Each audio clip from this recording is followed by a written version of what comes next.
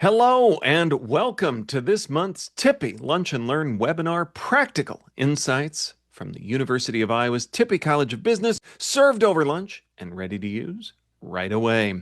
I'm your host, Nick Westergaard. I teach at Tippie, where I lead our Story Lab program. Today's special. We are celebrating National Small Business Month with our webinar, Small Business, Big Impact. Now, because we know that many of you join us over the lunch hour, we always get things kicked off with a shout out to a food themed alum.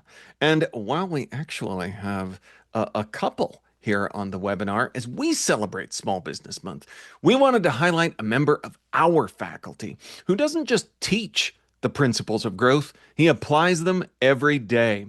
Bob Walker, who is moderating today's session, is the co-owner of Walker Homestead Farm and Winery alongside his wife, Christy, who also teaches at Tippie.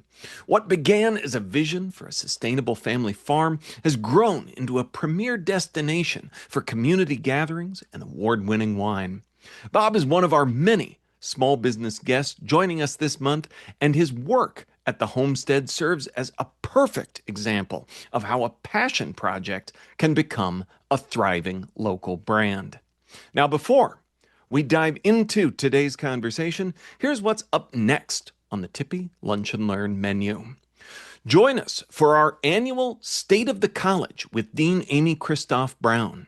Amy will provide an insightful overview of the Tippie College of Business, the learning opportunities for students, the insightful research of our faculty, and the productive partnerships across the college, as well as a look at what's to come. I hear there's a new building involved.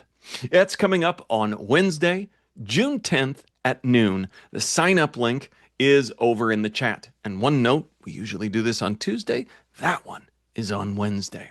So keep an eye on that. Again, link will be in the sidebar shortly. And if there's a topic that you'd like to see served up by our Tippie faculty in a future session, let us know in the chat. We love hearing your ideas. Today's session is being recorded and will be available on Tippie's alumni and lifelong learning pages, as well as our YouTube channel. Past webinars are also free and open to the public, so feel free to share. Now, let's dive into today's main course. Again, we're celebrating National Small Business Month. We're celebrating the risk takers, building our economy from the ground up. Moving from startup to a sustainable brand requires a strategic shift from working in your business to working on your business. To help us explore that transition, we're joined by Bob Walker from the John Pappajohn Entrepreneurial Center and a panel of alumni who have turned grit into significant success stories. We'll have plenty of time for the questions at the end. Submit yours through the Q&A button below. Feel free to share thoughts in the chat as I see as well. All right. Now, with that, I'm going to turn the reins over to Bob, and we'll get started. All right. Thanks, Nick. And it's good to see everybody out there. Really excited about this webinar because I need it from working in the business to on the business. I have the gray beard, but as we look at our panelists out here, they have been in business much longer than I have.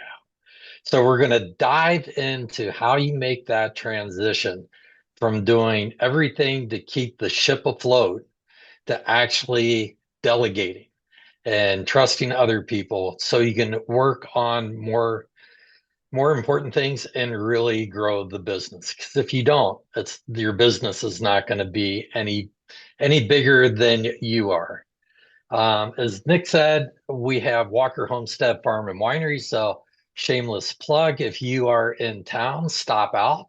I'd love to show you the farm and our winery. Have a lot of fun things going on out there. And yeah, we'll get into our panelists here, have them do a little introduction. We started the farm actually in 2019. And then we had this little thing called a global pandemic and survived that. So who knows what year one is? We had a reset after the pandemic, but we are still growing and learning all the time. So, going to start off today, introduce Steve Davis a little bit. Steve is actually from the College of Engineering, has 2 degrees from the College of Engineering, but has been really involved in our JPEC uh, mentoring programs from kids in junior high and high school, all the way through our college students and more. He is a former gymnast for the University of Iowa. He has been in business for 22 years. Hard to believe. Yeah, you must have started when you were 12. Um, but he is founder, co-founder, and CEO of BioNeos. So, Steve, do you want to just say a little bit about yourself and about your business? Amit? Yeah, absolutely, Bob. Thank you for the intro. I'll try to keep it short, but um, for those of you who haven't heard of us, which probably is most of you because we're a relatively niche small business, we consider ourselves scientific technology architects, which just means that we build digital architecture and we do it in the context usually of scientific projects. Some of our work is also in the education space. We have a number of projects in education and some in healthcare. But our underpinnings, our background was in scientific research, and that's one area that we really enjoy building technology solutions for people so that they can automate and fully make use of the computational resources around them in today's day and age. I know today we're going to be talking a bit about how we transition from that stage of being a startup founder and doing everything from the delivery to the sales to the taking out the garbage, which is a phrase I used to tell people that I did all the time. I can happily say that I have found a few ways to get into a little bit more of a management role that helps delegate work in a way that allows us to continue to grow. I still maintain a whole lot of uh, effort on all of the vision and the direction of the business, but I don't have to do things like my own payroll. Uh, Aaron Bontrager, who is on this call. Yeah, I'm happy to speak about that transition and how it happened for us, and especially being several years removed from doing everything to now the point where I can be on vacation in a lake cabin in Wisconsin and still doing a webinar, and my business is running just perfectly. That was something I definitely couldn't do 10 years ago. So thanks, Bob. Cool. Thanks, Steve. Really excited to have you on here. Next, I'm going to introduce Veronica Tessler. Hopefully, you all know her or have been at Yotopia on there. She has been in business almost 15 years now. So, again, the experience of that, growing a business, growing a retail business on here. She has been very involved with Iowa JPEC and Venture School. So, we're really honored to have Veronica here. So, Veronica, you want to give us a little background? Sure. Thanks, Bob, and thanks for having me, Nick. Yes, so I started my company almost exactly 15 years ago this fall. I was 25 at the time and just had a hankering for some froyo. There was nothing like this self-serve frozen yogurt model in town at the time, and I was traveling a lot for my job. I worked for a private operating foundation in Muscatine for 5 years and was coming across more and more froyo shops as I was traveling the country and just kept coming back to Iowa City being like, gosh, I'd love I'd love a cup of froyo right now. So I built it. And that's basically it was uh, a long time ago. My life looks very different now. I let you do the math, but I'm no longer 25. I'm home with 2 children now, and so I had to change things up in terms of how to um, get get things to where I needed them to be for my life and for my family. But yeah, started with a small business loan from Midwest One Bank. Got a lot of denials along the way. It wasn't exactly the time to open a food service establishment coming out of the recession. Again, I didn't come with family money or any anything beyond a little bit of savings from my job, and was able to find a bank, Midwest One, a community-centered bank that took a chance on me, and I'm very grateful. I found a great spot in downtown Iowa City where we are, still investing in the space itself. We just had our windows updated yesterday with window art by a fabulous artist. So what we do is we source a local yogurt from a dairy farm here in Iowa. It's the differentiator as far as what our product is, but we are a self-serve frozen yogurt shop that does a lot to give back to the community. I'm of the belief that we would not be here without the support of the community. So it really is part of our ethos, part of our DNA to do community partnerships. We're super excited. We're partnering. It is aside from being National Small Business Month, it's also National Bicycle Month, and so we are partnering with the Bike Library, a nonprofit here in town, to offer a Froyo bike. I was just telling this panel before we got started here that we just got it painted yesterday over down at the Bike Library on South Gilbert. And we'll be starting to offer Froyo bike at caterings and private events. So that is the latest of the news of our Froyo in our Froyo world. But it would, and we'll talk about this further in our convo, but this wouldn't be possible without the shifts that I've made to get out of the day to day, and brought on operating partners at the beginning of this year, seasoned operators in the food service world to take over the day to day so that I could finally work on the business and not in the business. So super grateful to be here. Look forward to the conversation and to your questions. And thanks again. All right. Thanks, Veronica. Really glad you're here. And then we have Josh Krakauer. He is CEO and founder of Sculpt, a business-to-business social media agency, now living in Washington, D.C. And just a little sidebar, as I was driving my son to University of Pennsylvania in Philadelphia, Josh was moving out to D.C., and we met at a rest area in Ohio. What's the likelihood of that? It's like, what the heck? And that was what, 7 years ago, probably? It was June 2020. Hard to forget. Yeah, just weird how your paths cross on here. Josh has been very active in Iowa JPEC, served on our board. He also has some honors. He was 40 under 40 in 2015 by the Corridor Business Journal. In 2023, Corridor Business Journal named you #6 fastest growing company. So Josh, welcome. You want to tell us a little bit about your business? Yeah, thanks. And I'm Bob Walker's #1 fan, so I am happy to be here with him and you all. Background Sculpt today, we're a social media agency for global B2B brands that want to break out of the sea of sameness. So what that means for us is we have a fully distributed remote team that works across 6 time zones and runs organic, paid, and creator influencer social media programs for clients like Atlassian and Uber.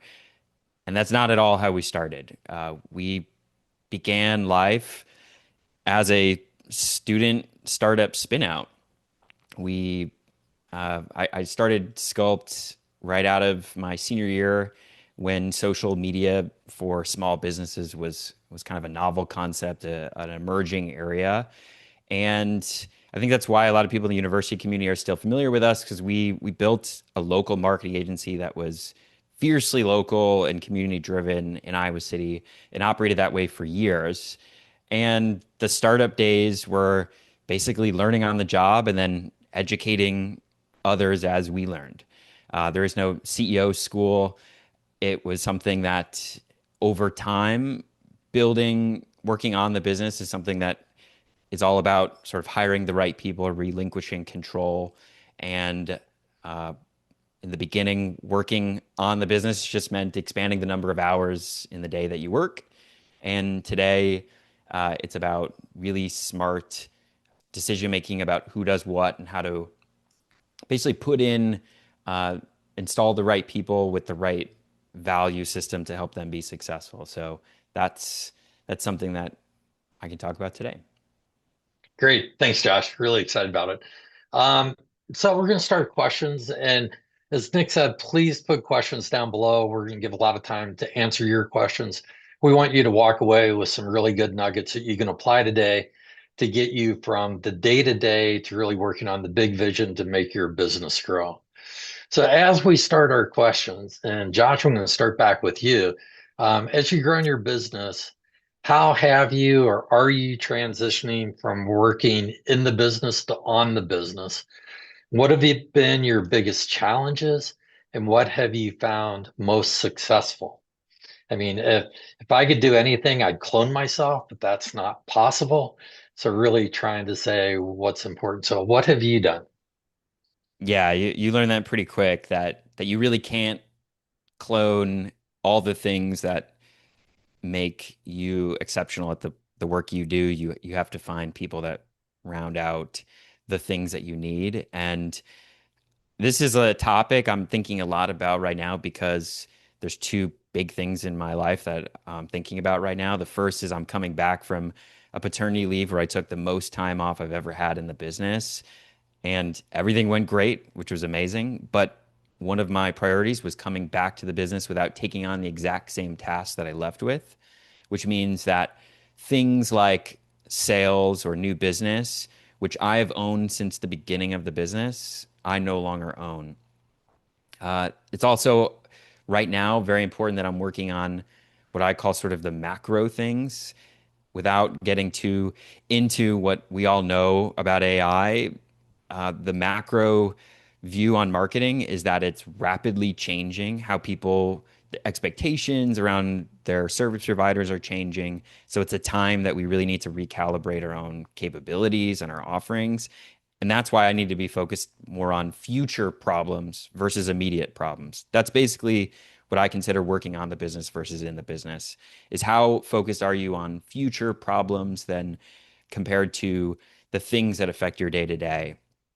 I would say the biggest changes to do that, they're all people. I'm a very big people over systems person. It's not that one or the other is important. It's just I think you will find there's two schools of thought, I suppose, on what the unlock is for businesses. Some people are intensely process oriented, where they have engineered their success through making everything a checklist and then installing people to follow that checklist.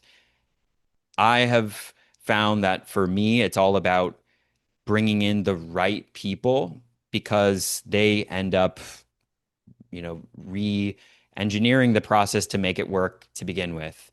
Uh, you basically for us to sort of figure that out, and for me to, for instance, take a big leave so that I could come back and work on the business means a combination of finding people with the qualities that we need, which I would just describe for anyone that's looking for the right people as generative people, doers, people who have a growth mindset and can sort of make their tasks their own, like really take ownership of it. And something that might also be helpful to think about that has really worked for me and was a challenge for a long time is thinking about delegation not as just like a set of tasks for people to take on, but like being able to walk away so that people can make decisions without you. It's kind of the biggest difference from us before versus us now is who is making decisions. Before, a lot of people would do many tasks, but still like the decision might flow up to me. And that doesn't work if you are trying to step out of the business more. You have to trust people to do that. And to build that trust, I found it really helps to map out the value system of the business. People talk a lot about culture, but values, as an example, would be things like critical thinking, being relentlessly resourceful, sweating the details that matter to clients. Like we basically mapped out values like that. I did presentations and trainings for the team on that. And that way I know if people are making decisions without me, they can follow that value system. And even if we wouldn't make the same decision, they can do it without me. Cool. Great advice. I'm taking notes as you're speaking. So, Veronica, I'm going to ask you the same question. How have you transitioned What have you seen as the biggest challenges, and what have you found to be most successful? Thanks, Bob. And yeah, it's interesting. I mean, our industries, Josh, I've known Josh a long time. We go back, we he's been a great sounding board on things just like this. And so I appreciate this conversation. Our industries are so different, right? And so some of the challenges in staffing and delegating are different.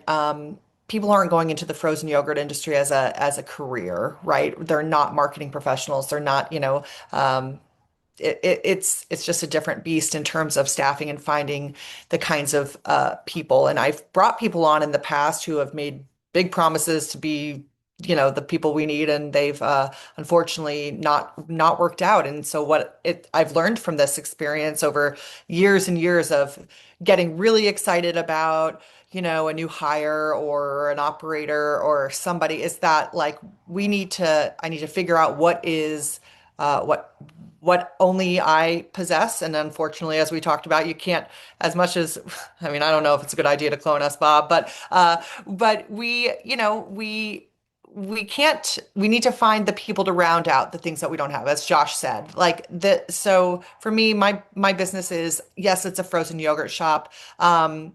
And it's a great in-person experience, and part of what we do, as I stated at the beginning, was our community partnerships, and that has proven to be something that it seems I'm uniquely positioned to continue even as I have these new operators that we brought on board. I would say that one of the things that I had to do to get to this place was just state what I wanted. I was doing a search on like some media hits we're applying for an accelerator, Midwest Dairy Accelerator, as we're trying to scale our wholesale production. And I had to find some media hits. And I saw this article that the Daily Iowan put out, and I think it was 4 years ago this month. And I stated, like, at that point, I wanted to either sell the business because I had another shop. I had a cafe in Des Moines at the time, which I've since sold. But I said I want to find somebody to take over. And if I can't find a buyer, I'd like to find an operating partner who can take over the day to day. And, 3.5 years later, that's exactly what I found. I found somebody who was not in the position to buy the business, but who can operate a business. And we brought them on. The first quarter of this year was onboarding and training. And now in Q2, we're just kind of hitting our stride, entering into what we call froyo season. And that way I'm able to work on the things that fit within my schedule and fit my life, what I need in my life, with my two young children.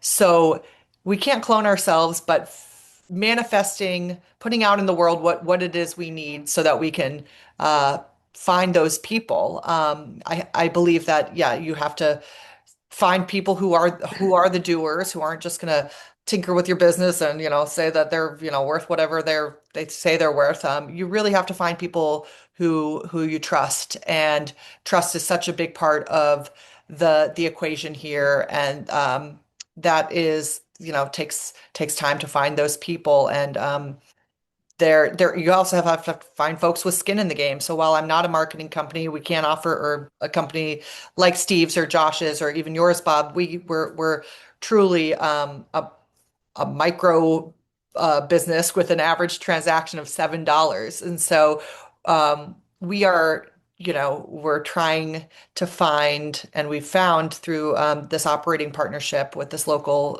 group, a way that we can lean on, just focus on the things that we are uniquely skilled at and leave the other things to the professionals. And so, yeah, I outsource the day-to-day to these guys. I outsource payroll to ADP. They've been fantastic for us. And I can take control of the things that I enjoy, the community partnership, the community building, and then put my energy toward that and toward my family. Yeah, that's great. We have been fortunate to find a really good general manager, taking a lot of weight off my shoulders, and finding someone who cares and can help you grow is so important. So Mhm. yeah, and in our food industry, right, we have a lot of turnover, Lots. lots. It's So hard. It's hard to getting inspire. Yeah. getting those key people is really important. Steve, how about you? What have you found to work? What has been challenging? And obviously, you're up in Wisconsin right now, so something's working right. Yeah, we're getting to the point where I certainly feel like I'm doing a lot better job of not only delegating, but delegating in the right way and delegating to the right people. And this has been a journey and a challenge for us over the last, I would say, almost 10 years. This was pre-COVID where we made a decision that at the time, my business partner Mike and I, which I was fortunate enough to have found the perfect partner as we started the business, and we operated as a partnership for about the first 10 years.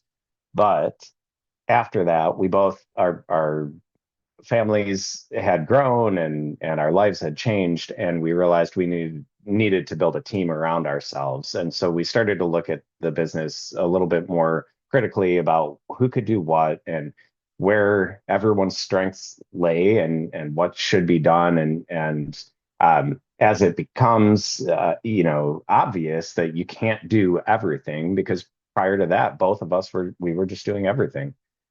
You have to make some tough decisions about who does what. And when we did start to separate our responsibilities and focus on things at first, a lot of the more technical, deeply technical things we put in Mike's bucket, and the other things, which at the time weren't as involved, like our payroll, our bookkeeping, these things were pretty minimal when it was just us two. Um, but that kind of management and those types of services, we didn't need a provider to help us with. It all fell into my bucket. But then we started to grow, and we got a team of four, and then six, and then 10. And, as the team grew, my responsibility list kept growing. And granted, Mike's was as well, but I think mine was growing at a much bigger rate. And that's where we realized that it's not just, I absolutely agree with Josh and Veronica that hiring and finding the right people and the people you can trust and giving them that level of ownership and responsibility is a big component. But at some sense, you also have to start looking for the right service providers. And there will be certain services that are not critical to your growth. Um, for us, payroll, it's a very important part because that's our biggest expense, but it's also not critical that we have that in-house. Um, Bookkeeping, same thing. I was doing our bookkeeping for years, and it was helpful for me to do that because it helped me on the sales side of things project and estimate and plan. But I realized with the right partner, you can bring in a partner that will be able to work with you close enough that you can still do those things, but you just focus on those things. And I don't record expenses anymore, and I don't, categorize and get ready for our end of year tax return. That's completely out of my hands at this point. And I think that was one of the things that I found really successful. It wasn't an easy journey. We tried a couple of different service providers, legal, bookkeeping, end of year taxes, and we had to go through a couple of transitions and payroll, and we ended up ultimately finding the right groups and finding the right things that um, could be delegated out to those providers.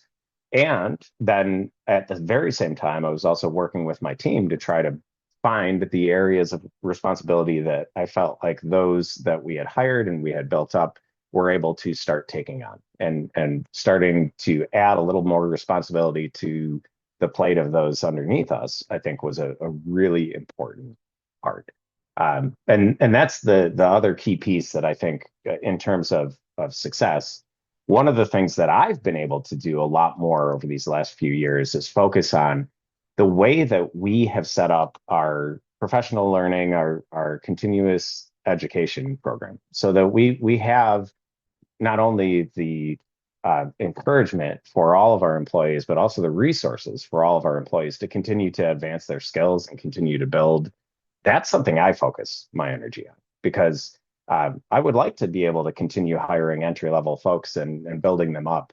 And the fact of the matter is, in today's AI driven age, it's getting harder and harder to do that effectively. And so I think I'm not I'm not giving up on that. I think actually I'm going to be trying harder to make sure that we have the right resources and systems in place so that we can bring somebody in entry level, we can train them up to the point where they are a senior engineer, and then they decide, do they want to go into management or do they want to continue as an individual contributor? Um, right now, a lot of technology companies are failing at that, and all they're doing is getting rid of those entry level positions and replacing them with AI. And in 10 years, they're going to be suffering. So I see that as the future, and I don't want that to happen to us. So that's where I'm putting a lot of my energy is in our internal systems, our internal training, our internal programs.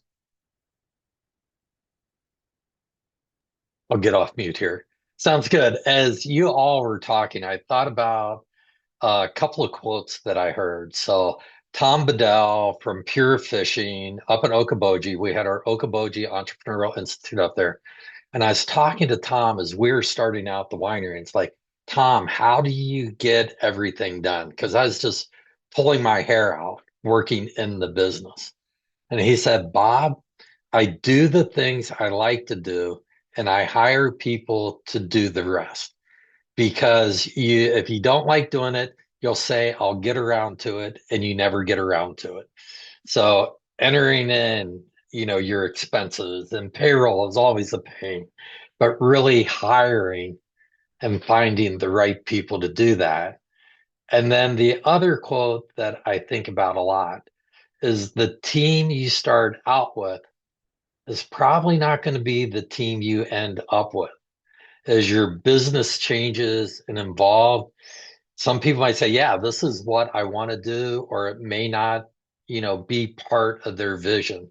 So being open to change and always looking, and Steve, you said, going through a couple of different providers before you find the right one, I think is a common journey that we all have. So hopefully y'all got a little bit out of that. Um, the next book I write is going to be called The Balancing Point, trying to find balance, because I have not been able to find it. So now for our panelist, Steve, we'll start off with you again. As your business has grown, how have you found balance in your life?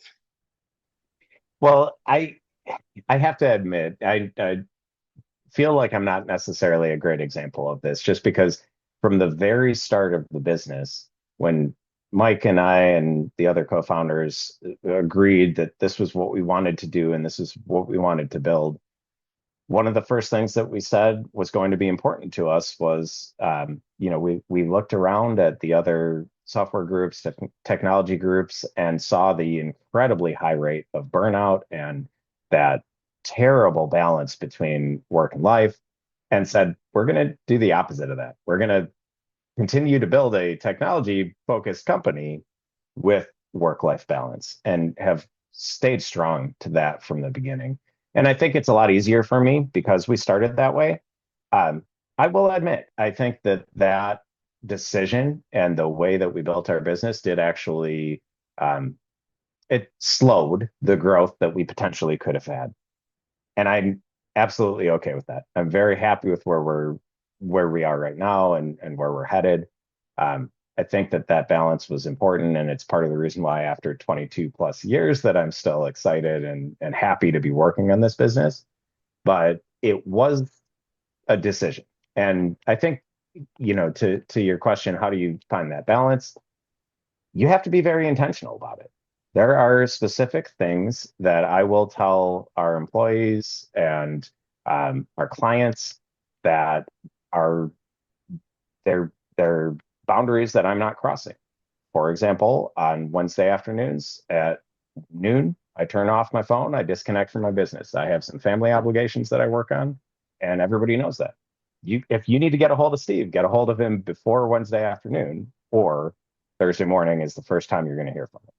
And having that expectation set and making sure that people know about it and you talk about it frequently, I think maybe that might be the biggest key, the biggest advice that I can give to anyone is that if you want to have that balance, you got to talk about it. And you have to be very strict about it, even though sometimes it feels bad to say, oh, I'm sorry, Wednesday afternoon, I can't make that meeting. That's always a family obligation for me. Um, if you don't stick to it, you'll start eroding that boundary, and it's very hard to come back from. Cool. Yeah, I mean, making that a priority, sitting there. And Josh and Veronica with new babies, all of a sudden trying to say, okay, where's the balancing point? So, Veronica, what have you found to be successful, or have you?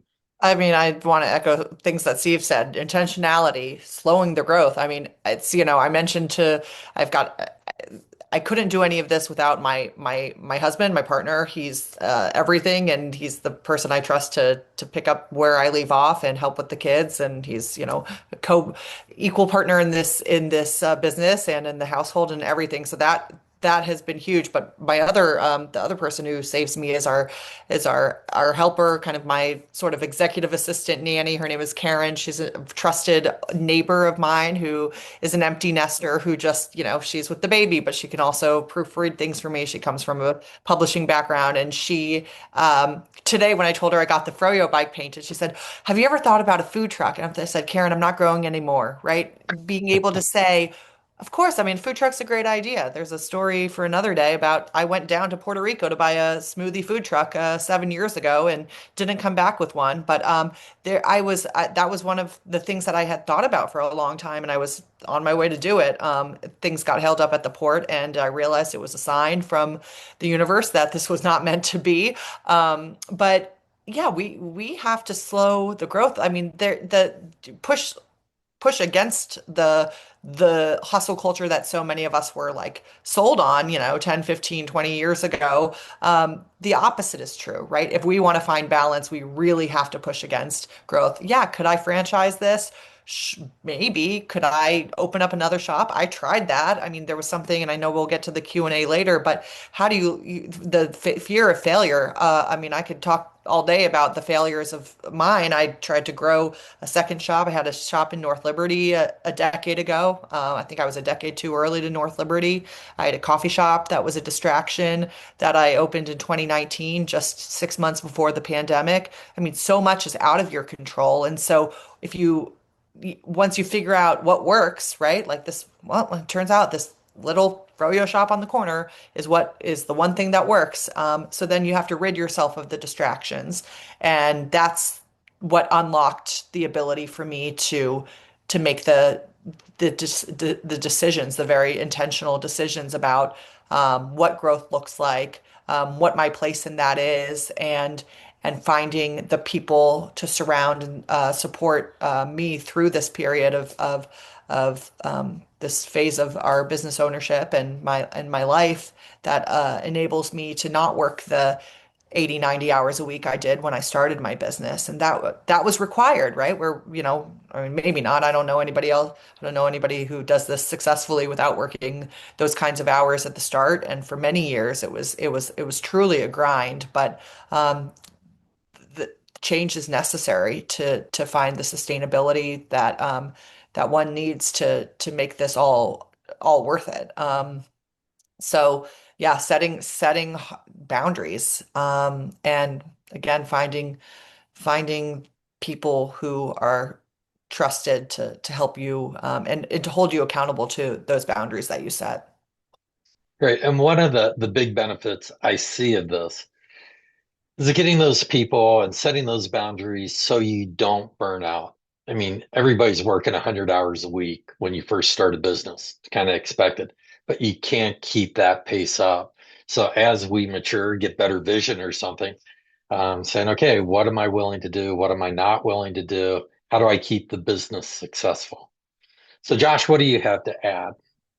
What I heard from everyone, which I completely agree with, is that balance is a priority. It is a exercise of prioritization. So for instance, if your priority is hyper growth, it's scale, it's reaching a PE exit in a time period that is like within a reasonable, time frame, then the balance of life versus business thinking is going to have to shift towards business thinking at a considerable level, which will make the other things have less time. either social or family. One of those things has to go. The way that at a certain point, your priorities change, which is why a lot of us maybe have gotten to a point where we are comfortable with our level of success or business operation. And our priority is shifting where we're not spending as much on maybe the next tier of growth, the next thing we can be doing, the next expansion. For me, the things that I balance or that I would consider balance for me is communication for me with my team is not one of those sacred things. If someone messages me at almost any time, I am very responsive, or I try to be. However, I also block out time for what I call unstructured time. And that's something that's important to me is just time to think or plan or do. And those are priorities that I've set. Cool. We are going to, Nick is out there, open it up to Q&As and really respond to what you all want to hear. You know a little bit about our backgrounds. Feel free to answer anything, type it in. And Nick, I'm going to turn it over to you. Put us on the Awesome. spot. Awesome. Well, I am happy to be put on the spot, and there's some great information and questions out there already. Remember to type those into the Q&A feature.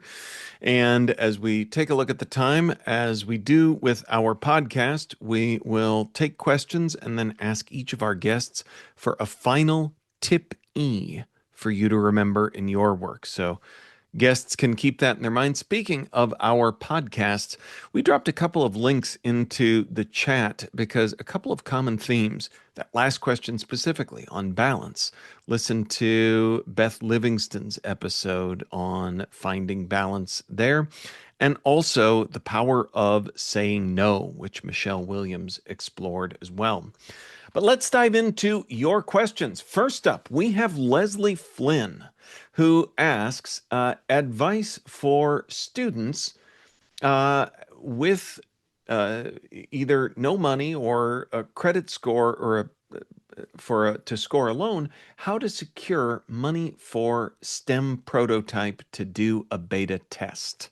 And if it helps, we're looking in the range of 40 to 50,000 here. Well, I can start. I think one of the things that's pretty amazing and really is different from the last 2 years is the quality and ability of some of the AI tools out there, especially when it comes to rapid prototyping. Not only do we advise our clients to use those tools and to try to get as far as they can and get as much feedback as they can from functional prototypes that they build themselves before they engage with us, but we actually use those tools ourselves, and we try to use those to advance things in a way that in the past would have been a significant amount of manpower, and now it is much simpler when it comes to prototyping, feedbacks, and getting that initial excitement, hype about whatever it is that you're working on. You can do it so much faster, so much easier with some of the tools out there. Just remember, this is the caution to my advice. Whatever you build and whatever you're working on may not ultimately be a great foundation for the business that ultimately you would like to then pursue. It'll be a great way for you to get feedback, a great way for you to iterate and do your rapid prototyping, but it may actually still cost a significant amount of capital just for you to then take that into a production level quality system. And so it's shifted the position of where you can get feedback to much, much closer to you without talking to anybody like me. But it hasn't shifted the goal of how do you get to production? Maybe slightly, but not much. And Josh also dropped over into the chat on some resources within the university ecosystem as well on that and pitch competitions and so forth.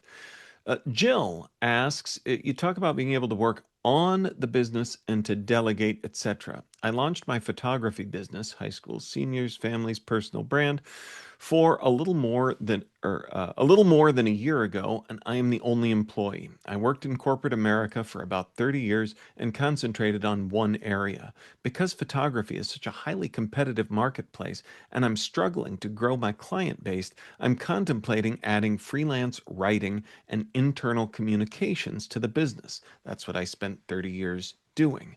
To do that, I would have to change the business name and rebrand. What advice do you have about where I should begin? Thoughts on how to grow my client base? It's all fairly overwhelming. Well, I added in one comment already, Jill, which is about, putting delegation aside for a second, because that does come after some level of deciding what to remove from your plate. It sounds like your priorities are right, which is it's all about finding your value in the market. I would just share that I wouldn't be afraid to rebrand. Now, we're in the presence of one of the greats when it comes to branding here on the call, Nick Westergaard. I actually think which he would never self-plug because that's a whole separate side of his life. But there are books, resources, things that I've learned about branding from him, and I would just encourage you to, of course, to look into that because I don't think there is harm in rebranding if you're early on in your business, if it's going to help make better sense of what your value prop is.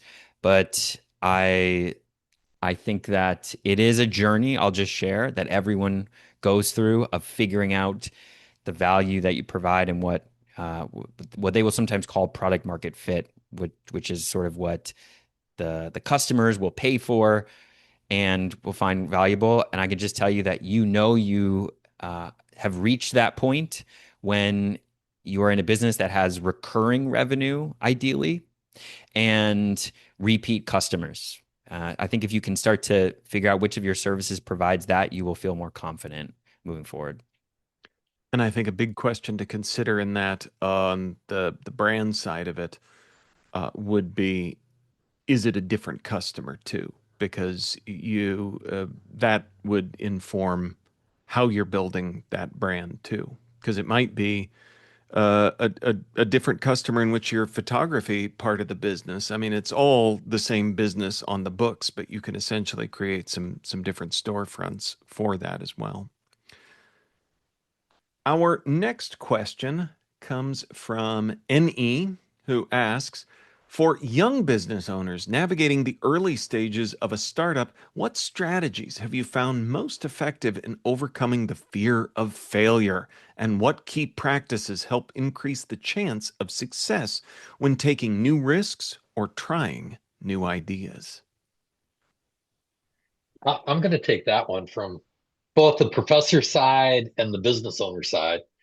When Christy and I decided to do this crazy thing, we looked at the worst case scenario. What happens if we fail? And if you are good with that, man, then go for it. Take that risk. Say yes to opportunity. I don't think we take enough risks. So Christy and I decided if the winery fails, we're going to sell everything, buy a motorhome, and travel the United States. So some days that looks pretty good. But, really take a look at the downside. For young entrepreneurs, trivia question, Janis Joplin saying freedom's just another word for nothing left to lose. If you're in college, you have an old car, nobody wants that. You don't have a house, you don't have a lot of assets, a lot of responsibilities. That's a lot of freedom. It's a good time to take the risk. It's kind of scary to take that first step, but do it and find a good support community that you can go to as well.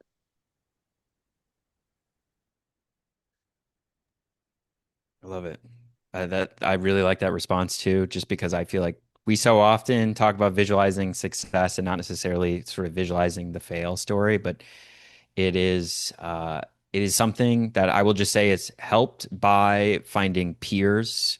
Like doing that journey alone is part of what makes it really scary. Everyone will just tell you you have to fail and stuff, which is true. But I think when you talk to other people that are in a similar position as you or that have just come from that position, it makes it a lot less frightening. 100%. I mean, you're just going to have to get used to failure. We've all done it. It's not easy, but like what Josh said, I mean, and Steve, like, and Bob, sorry, was you just have your have your support system there, find your peers. It's it's viewed as a badge of honor, right? Like this is something that we all go through as entrepreneurs that like none of us gets through this unscathed. I don't know anybody who has. And I think most of us can count more failures than we have successes, right? And that's just the brutal reality of this line of work. And I just get comfortable with it and find people to talk through with it because they've got they've got a lot to share as well in their stories. Well, And Veronica, And go ahead. it, just to add on to, the concept of visualizing what does failure look like, and um, actually maybe realizing that it's not as scary or as challenging as you think. There was a point in our business where I had gotten to the point, I very distinctly remember my business partner and I had decided we just weren't finding the success that we wanted. We weren't trending in the right direction. And I pulled up a spreadsheet of all the people I knew. And I started writing, okay, who am I going to talk to for my next step? And I had this in front of me and I was working on it. And I got a call from a client. And in the practice of me looking at that spreadsheet and thinking about what is the next thing that I'm going to do, what would I, if I weren't running this business, what would my ideal position look like? What do I want in 3 years? It gave me this odd sense of confidence, not odd, but just this abnormal sense of confidence, where when that client called, I was able to talk them into a triple increase in their budget for their project. And all of a sudden, and I knew my numbers, I knew exactly what I needed to hit because I had been talking about this. And all of a sudden, we no longer had to shut down the business. And we're here today because I was visualizing what does it look like if I shut down. And hey, that's not that bad. So let's try not, because I really don't want to shut down, right? And I think that concept of visualizing, well, what would failure look like, actually is sometimes eye-opening for people because they realize, actually, it's not that bad. yeah, I just want to say one more thing. My definition of failure is not getting up when we fall down. We're all going to fall down. We're all going to get beat up. We're going to skin our knees. But to have that resilience to get back up, brush it off, and say, okay, what did I learn? Let me go forward. Some great mindset reminders there. I'm going to sneak in one more question before we get to the final tip because I think it's a good one and it's relevant because Veronica talked about support systems, talked about her spouse. Bob's mentioned Christy several times. Our colleague at the Tippie College of Business, Pat Johans, asks, for those who are running or co-running a business with family, what do you find easier and harder about the mix of family and business? Nice softball for the end. Boundaries, just set boundaries. I mean, like literally, my husband said we can't talk about work after this hour. I mean, specifically through dinner time and the kids' bedtime. And then he doesn't work well at night anyway. So we really set limits of when we can talk about the business. And it's very helpful it's especially helpful for somebody like me who's like always thinking about it in some way, shape, or form, to really have those strict boundaries, and stick to it. I think that's great advice that I need to listen to. Um, when you're with somebody and we carpool together into Tippie and it's business 24/7. So really trying to prioritize little vacations, little date nights where we don't talk business. Um, but it's really easy to be business 24/7. I'm an early morning person. I'm up at 4 a.m. working. That's my quiet time. Christy stays up late at night and we just, okay, this is how we're going to work and when we're going to do stuff. It is challenging. But when you look at any business with a partnership, it's kind of like a marriage. So, you're going to be there. Well, with that, let's flip things over to our final tip. We'll start with Josh and then Steve, and then close with Veronica. My final tip is to find a way to break your frame. And by that, I mean change your perspective entirely. For me, it happened multiple times when I physically moved to a completely different part of the country. Of course, helped tremendously because now I had to think about my business as something that was intangible. But also, I remember the first time when I was really in the thick of growing Sculpt, I went to South by Southwest, one of the premier sort of tech gatherings in the country at its peak, and I just realized how big this thing I was doing really could be. It met people who were light years ahead of me, and also who really humanized some of the things I cared about. You can break your frame from education, from podcasts, from people or places. Just find what that is for you. Steve. My final tip E would be, I think you should always try to stay as close as you can to your ideals. I know it is not a reality where you can always be 100% aligned with your ideals, but you can fight to be as close to them as possible. And that's one thing, as we were speaking about one of the ways that we achieved balance, it wasn't easy for me to, throughout the years, say, no, I am going to very much prioritize balance and family life over the business growth. And I know the business can grow faster if I'm putting more energy into it. But I viewed that as almost a non-starter for me to compromise that. And so I really do think for those of you that want to see a business grow and succeed in a business in the way that you would like, I just want to encourage you to recognize you can stay close to your ideals and you do not have to compromise them. And you definitely will run into more challenges and more, it'll take more effort to stay close to those, but you can do it. And finally, Veronica. Offer yourself grace. Meet yourself where you're at, really. Like my panel mates here have stated, like this is your business. This is your baby, so to speak.